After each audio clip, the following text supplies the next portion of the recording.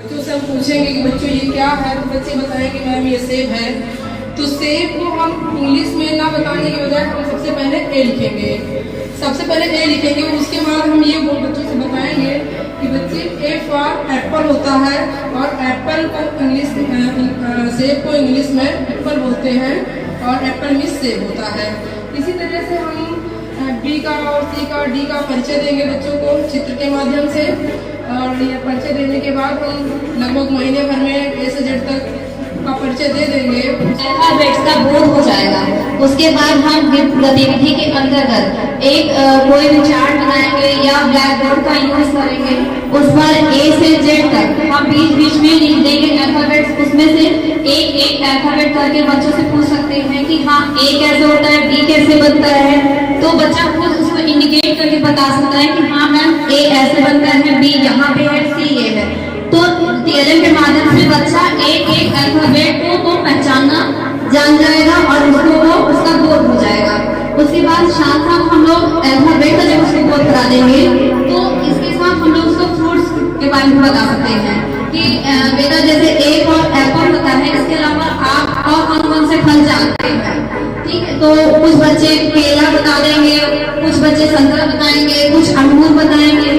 तो हम उनको बता सकते हैं कि केला को अंग्रेजी में बनाना बोलते हैं, बी फॉर बनाना होता है, ओ फॉर ऑरेंज होता है, ऑरेंज में संतरा होता है।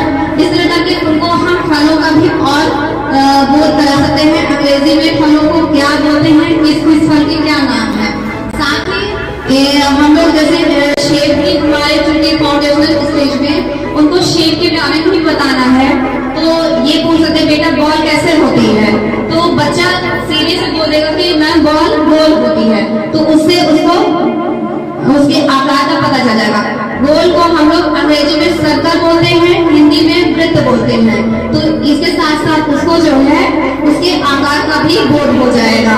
फिर रंगों पे भी हम लोग जा सकते हैं इसी साथ साथ, क्योंकि मोस्टली आजकल स्कूलों में भी सोमवार के दिन फल बढ़ता है, तो बहुत सारे स्कूल में अलग अलग फल बढ़ते हैं। तो उससे उनको केले का जैसे रंग पूछ रहे हैं बच्चे बनाना किस कलर का होता है, तो कोई अगर हरे रंग बताएगा, कोई पीला बताएगा, सेब किस कलर का होता है वो भी बता सकता है, ऑरेंज किस कलर का होता है वो भी वो बता देगा।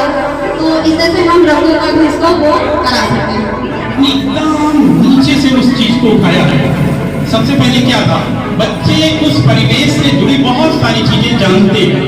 जैसे फल पर आपने ड्रॉप किया हुआ है कि फल को उन्होंने दिखाया, और स्वाभाविक है कि बच्चे उस फल को देखते ही तुरंत बोले, और बोलने के बाद जब किए तो उसी को पहले नामकरण कर दिए, और नामकरण करने के बाद अल्फाबेट के कार्यक्रम को आगे बढ़ाए, और अल्फाबेट से फिर आगे और भी परिवेश की चीज। तो ये पूरी तरीके से मुझे लगता है कि आपके प्रेजेंटेशन में फाउंडेशनल स्टेज में प्री प्राइमरी को प्राइमरी में जिस स्तर की गतिविधियों के माध्यम से जोड़ना चाहिए वो पूरी तरीके से परिपूर्ण है। मैं पुनः आप सभी बहनों को, और जो इतनी तन्मयता के साथ इसकी ड्रॉपिंग बता रही है कि इतने हमारे पास संसाधन नहीं है जिस हिसाब से हम लोगों को एक टेबल राउंड वाली होनी चाहिए और सब चीजें मिलते तो हमारी रचनात्मकता और सुंदरतम तरीके से उभर सकती थी। उसके बावजूद भी आप इतने सीमित समयों में इतना भव्य प्रस्तुति